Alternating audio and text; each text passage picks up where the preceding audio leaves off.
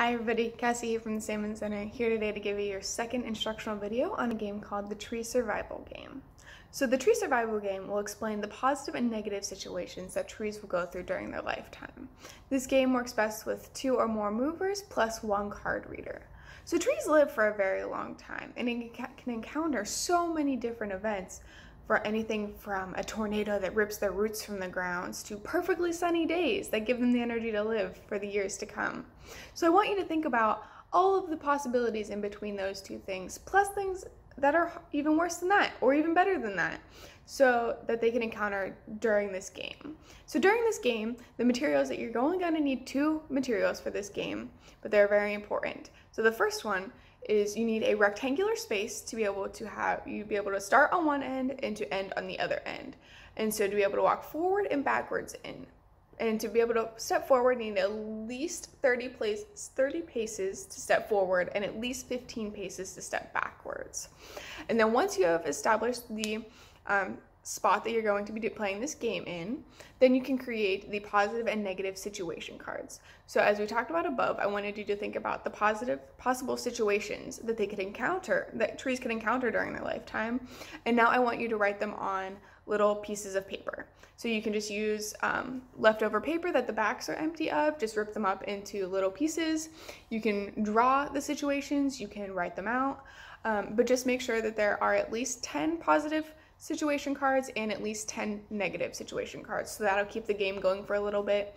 Any more than that, then you can keep having the game going as long as possible.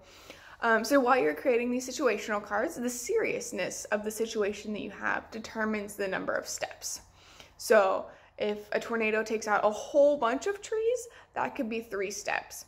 But if it's just like, oh, there was a little bit of there was a windstorm and it knocked off a couple of branches, but the trees are okay, that would be perfectly fine to just have one thing taken off. Or having there be really good things where, like, extra sun, maybe that's an extra 3 points. Or maybe you just got a big rainstorm came through and it just watered it nicely. That could be a 2-pointer.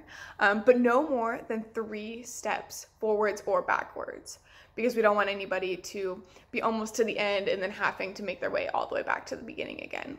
Also, when we're talking about steps, make sure we're just doing regular footsteps. We don't need to be making like extra large ones. We need to make regular footprints like you're going for a walk. So now to how to play the game. So now that we have talked about the positive and negative situation cards, I want you to create a pile of at least 20 of both of those, with the amount of steps to be taken on them when they're used. So if it's a positive situation, you will be moving forward, but if it's a negative situation, you'll be moving backwards. So positive things could be things like healthy food source, proper water, shade. Negative things could be like tornadoes, no food, extreme heat, anything along those lines, even other things that I haven't mentioned here. So once you have created this pile of situational cards, then you will identify a card reader, and then the rest of the players will be movers. So once the card reader is identified, then all of the movers will stand in the line at the short end of the rectangle. So then the card reader will then use a characteristic that movers may or may not have and read the situation from the pile. So they will say something like, if you have a hat on, your tree was knocked over by a hurricane and you must take 1 step backwards. All right, so the characteristics of the movers must be provable, like shirt colors, or if you're wearing a hat, if you have sandals or sneakers on comparatively, just know that the characteristics have to be provable. So then once everybody has made their way and has started the game, the first person to reach the end of the rectangle is the winner. The game can continue if you want all of the movers to make it to the end of their life cycle, or you want to stop at the first winner. That is perfectly fine.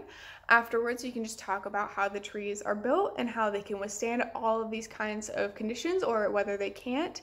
And just talk about how trees in their life cycles and how other species are meant to withstand positive and negative situations in their life cycle.